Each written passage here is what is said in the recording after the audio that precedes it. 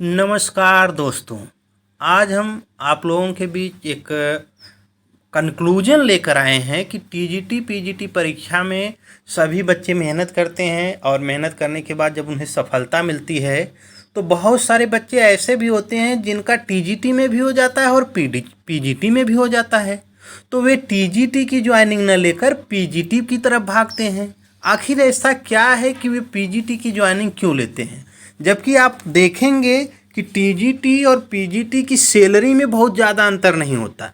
जहां टीजीटी की जो बेसिक सैलरी 7th पे कमीशन में 7वें वेतन आयोग में 44,900 रुपये बन रही है और वहीं पीजीटी वाले में 46,700 रुपये पीजीटी की बनती है। तो बहुत ज़्यादा अंतर नहीं होता है, लेकिन फिर भी जो बच्चे होते हैं, अभी तक इतिहास में यही देखा गया है कि जो बच्चे होते हैं पीजीटी को ज्वाइन कर लेते हैं और टीजीटी को छोड़ देते हैं, जिसके कारण टीजीटी की एक सीट का नुकसान हो जाता है, क्योंकि जो वेटिंग वाली व्यवस्था रहती है वो बहुत कम रहती है। अगर वेटिंग वाली व्यवस्था नहीं रहती तो वे सीट खराब भी चली जाती है।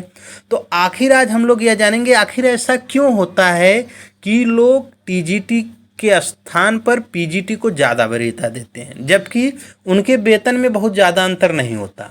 तो आज मैं बता रहा हूँ कि ऐसा क्या कारण है कि बच्चे जो है पीजीटी को ज़्यादा वरीयता देते हैं। उसका सबसे बड़ा कारण यह है कि पीजीटी जो शिक्षक होता है वह केवल कक्षा 11 और 12 को ही पढ़ाता है। कक्षा 11 और 12 को ही उसको पढ़ाना होता है। एक बड़ी प्रेफरेंस यह होता है। और टीजीटी का जो टीचर होता है, अगर वह कक्षा 6 से लेकर 10 तक का विद्यालय है तो कक्षा 6 से 10 तक के बच्चों को पढ़ाना पड़ता है। तो यहाँ पर क्लास भी ज़्यादा हो जाती है। और पीजीटी वाले में क्या होता है कि वहाँ पर केवल 2 क्लास में पढ़ाना रहता है, कक्षा 11 में और कक्षा 12 में।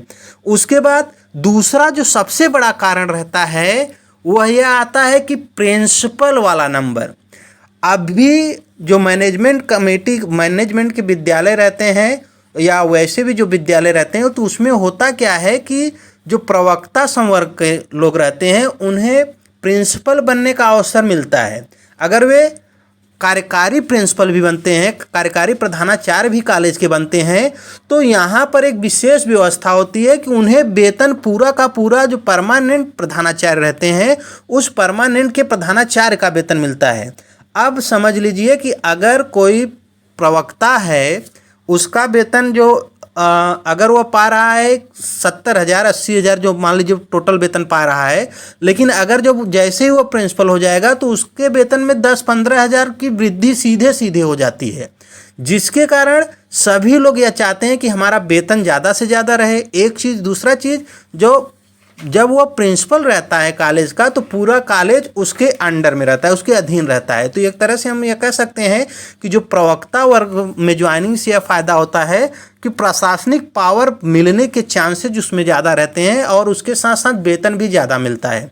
जैसे अभी देखो बेसिक में क्या होता है कि जैसे अगर कोई प्राइमरी में अध्यापक है, अगर उसको हेडमास्टर का चार्ज मिल गया तो उसको हेडमास्टर का वेतन नहीं मिलता, केवल वह देखभाल कर सकता है, बस यही। लेकिन हेडमास्टर का जो वेतन रहता है वह नहीं मिलता। लेकिन यहाँ पर उल्टा होता है। यहाँ पर अगर प्रधानाचार्य का चार्ज मिल गया तो वेतन भी वहीं चालू हो जाता है प्रधानाचार्य वाला। तो इससे यह भी फायदा होता है। इसी के कारण सब लोग प्रवक्ता पर ज़्यादा वरीयता देते हैं, किसकी तुलना में? टीजीटी की तुलना में पीजीटी की ज्वाइनिंग को ज़्यादा वरीयता देते हैं।